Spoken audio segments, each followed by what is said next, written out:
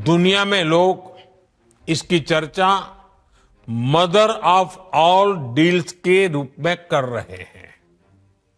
ये समझौता भारत के 140 करोड़ लोगों और यूरोपीय देशों के करोड़ों लोगों के लिए बहुत बड़े अवसर लेकर आया है। मैं textile, James and jewellery, leather and shoes ऐसे हर सेक्टर से जुड़े साथियों को भी बधाई देता हूं।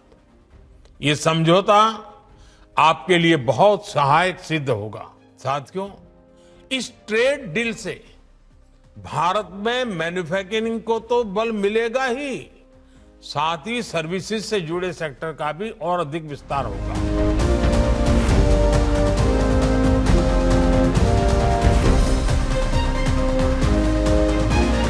26 जनवरी 2026 नई दिल्ली के कर्तव्य पथ पर प्रधानमंत्री नरेंद्र मोदी यूरोपियन यूनियन के प्रतिनिधियों एंटोनियो कोस्टा और अर्सुला वॉन डर लेयन के साथ परेड का जायजा ले रहे थे। तब बहुत कम लोगों को ये बात पता थी कि 24 घंटे बाद ये तीन लोग दुनिया को हिला देने वाली खबर देने वाले हैं। खबर ऐसी कि ट्रंप सोचने लगे ये क्या हो गया। वो दुखी थे। वो देख रहे थे कि नोबेल प्राइज के बाद अब टैरिफ वाला हिसाब किताब भी हाथ से निकलने लगा है। मदर ऑफ ऑल डील्स का खाका तैयार हो चुका था। गाजियाबाद में रहने वाले रामाधीर सिंह और फैजल खान ख्वाब देखना शुरू कर चुके थे। उनके ख्वाब में थी एक स्कोडा और फॉक्सवैगन की गाड़ी जो शायद सस्ती होने वाली थी। उनके ख्वाब में इसी गाड़ी में बैठकर झींगा खाना और पेय गटकना भी शामिल था। ऐसे में जब 27 जनवरी को इंडिया और यूरोपियन यूनियन के बीच डील का ऐलान हुआ तो रामाधीर और फैजल दोनों खुश हो गए। लेकिन कुछ ही देर में उन्होंने इस डील की कहानी पढ़ ली। फिर समझ आया कि खुशी मनानी तो है, लेकिन थोड़ी देर से। ऐसा क्यों, यही समझेंगे आज के खर्चा पानी में। Brought to you by itel।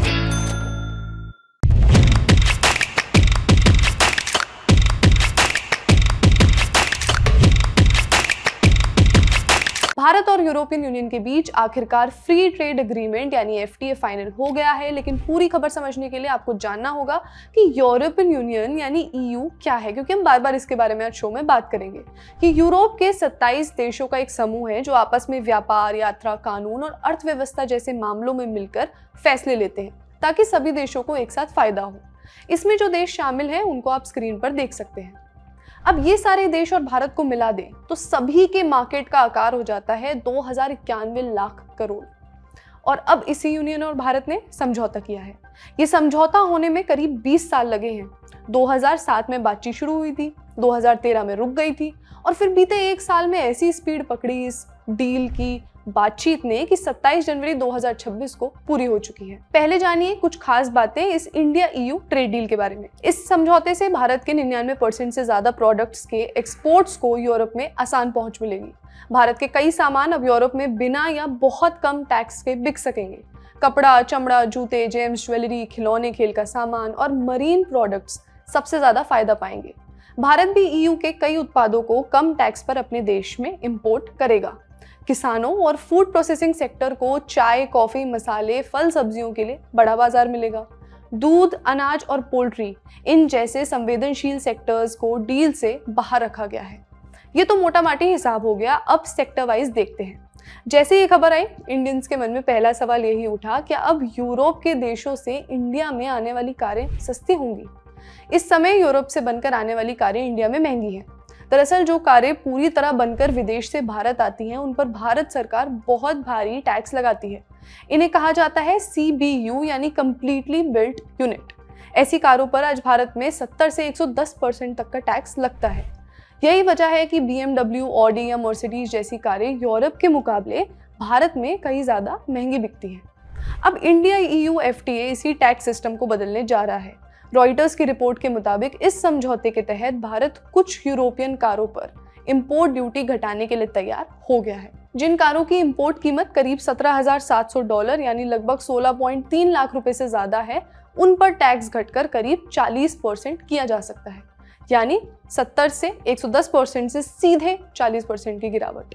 समय के साथ इसे 10% तक लाने की बात भी कही जा रही है। हालांकि ये बदलाव एक झटके में नहीं मिलेगा, धीरे धीरे होगा, लेकिन ये साफ है कि टैक्स घटेगा और कीमतों पर दबाव कम होगा। लेकिन यहाँ ध्यान देने वाली बात ये है कि ये टैक्स कटौती भारत में बनने वाली यूरोपियन कार्स या भारत में असेंबल की गई यूरोपियन कार्स के लिए नहीं है। जो कारें भारत के प्लांट में बनती हैं या जिनके पार्ट्स विदेश से आकर भारत में जोड़े जाते हैं, उन पर यह फायदा अभी लागू नहीं होगा। बाद में जो इन्फॉर्मेशन आएगी हम आप तक जरूर पहुंचाएंगे। ये छूट सिर्फ उन कारों पर है जो पूरी तरह बनकर यूरोप से भारत इंपोर्ट होती हैं, यानी CBU कार्स। इसलिए अगर कोई सोच रहा है कि भारत में बनी मर्सिडीज, BMW और फॉक्सवैगन अचानक से सस्ती हो जाएगी, तो ऐसा एकदम नहीं होगा। तो आखिर कौन कौन सी कारें सस्ती होंगी? सबसे ज्यादा फायदा प्रीमियम और लग्जरी कार सेगमेंट को होगा। ये वही कारें हैं जो आज भी पूरी तरह बनकर यूरोप से भारत आती हैं और सबसे ज्यादा टैक्स देती हैं। Mercedes Benz, BMW, Audi, Porsche, Volvo, Volkswagen जैसी ब्रांड्स इसमें शामिल हैं। इसके उलट मिडिल क्लास और मास मार्केट कार खरीदारों को बहुत बड़ा बदलाव तुरंत नहीं दिखेगा, क्योंकि यूरोप की ज्यादातर किफायती कारें भारत में ही असेंबल होती हैं। लेकिन ध्यान रहे कि ये छूट EV पर नहीं मिलेगी। आइए एक्सपर्ट से समझते हैं कि भारतीय मिडिल क्लास के लिए कौन सी कारों में फायदा हो सकता है। Okay, so I don't think कि मिडिल क्लास जो गाड़ी देखते हैं जैसे 50 लाख से 1 करोड़ तक, उनमें कोई ज्यादा फर्क नहीं तो आना चाहिए, but because there are not too many imports under 1 crore that really apply to the Indian market. One car that stands out is the Skoda Octavia VRS, which is supposed to come अभी कुछ महीनों में। I think वो 100 unit का करीबन lot है, but that should be somewhat cheaper. Another car that I can think of is the BMW M2, which is under 1 crore but will get a lot cheaper. ज़्यादातर benefits आएंगे Ferrari, Mercedes, Lamborghini, Rolls Royce, ऐसी सब गाड़ियों जो 4 करोड़ से ऊपर है। Urus would be around 1.9 to 2 crore, which is a significant jump from the 4.4 crores that it was, right? Again, the high-end luxury car market is about 1% of the entire Indian car market, जो काफी छोटा हिस्सा है. It's not going to make a huge difference to the mass players, but it's going to give a huge boost to the luxury segment. तो अभी electric vehicles plans में तो नहीं है, they've been excluded from the initial round. अब बात करते हैं फूड सेक्टर की. इस समझौते में बीफ, चावल, चीनी, डेयरी और पोल्ट्री को शामिल नहीं किया गया है. यूरोपीय संघ EU के फूड सेफ्टी नियमों में भी कोई बदलाव नहीं होगा.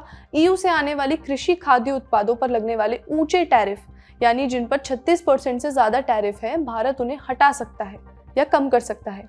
असर ये होगा कि EU का ऑलिव ऑयल, प्रोसेस्ड फूड और कुछ फलों पर लगने वाला टैक्स काफी कम हो जाएगा, जिससे ये चीजें भारत में पहले के मुकाबले सस्ती हो सकती हैं. इसके अलावा कुछ और खाद्य पदार्थ जैसे कॉफी, चाय, अंगूर, चावल, सूखे प्याज, खीरे, जीरा और हल्दी जैसी चीजें भी दोनों देशों के बीच हुए समझौते में शामिल हैं. यानी जो भी लोग इन चीजों के एक्सपोर्ट से जुड़े हैं, उन्हें आगे आने वाले समय में फायदा मिल सकता है. इंडियन एक्सप्रेस में छपी हरीश दामोदरन की रिपोर्ट कहती है कि EU में कृषि का काम हाई कॉस्ट वाला है. वहाँ काफी सब्सिडीज भी दी जाती हैं, ज्यादा महंगा है, इसलिए वो कच्चे माल जैसे आटा, दाल, चीनी, दूध, इन पर भारत के किसानों में कंपटीशन नहीं कर सकते. ऐसे में डील का असर पड़ेगा पैकेज्ड प्रोसेस्ड आइटम्स पर, जैसे pasta, biscuit, bread, chocolates, fruit juice, olive oil, margarine, pet food, इन सब चीज़ों पर. इन पर अभी करीब 45 से 50% के आसपास ड्यूटी लगती थी. अब इसे धीरे धीरे 0% तक लाया जाएगा. मतलब आने वाले सालों में जो विदेश से आए रिश्तेदार स्विस चॉकलेट्स लाया करते थे, वो सस्ती हो जाएंगी. अब आप उन्हें भारत में ही सस्ते दामों पर खरीद सकेंगे.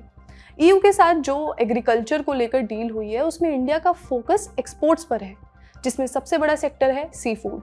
भारत दुनिया का चौथा सबसे बड़ा मरीन प्रोडक्ट्स एक्सपोर्ट करने वाला देश है और भारत लगभग 130 देशों को एक्सपोर्ट करता है. उसमें से टॉप है अमेरिका, चाइना और EU. अगस्त 2025 में अमेरिका ने भारत पर रूसी तेल खरीदने के लिए 50% टैरिफ लगा दिया था. ऐसे में भारत भी दूसरे मार्केट्स ढूंढ रहा था डाइवर्सिफाई करने के लिए. EU एक अच्छा ऑप्शन था, क्योंकि उनके साथ भारत का मरीन प्रोडक्ट्स का ट्रेड मजबूत है और अब FTA में ना के बराबर टैरिफ लग गया है. तो एक्सपर्ट्स का मानना है कि अब सी फूड वाले सेक्टर में एक्सपोर्ट में बढ़ोतरी होगी. इंडिया EU ट्रेड डील में एक और चीज पर खूब छूट मिली है, वो है शराब.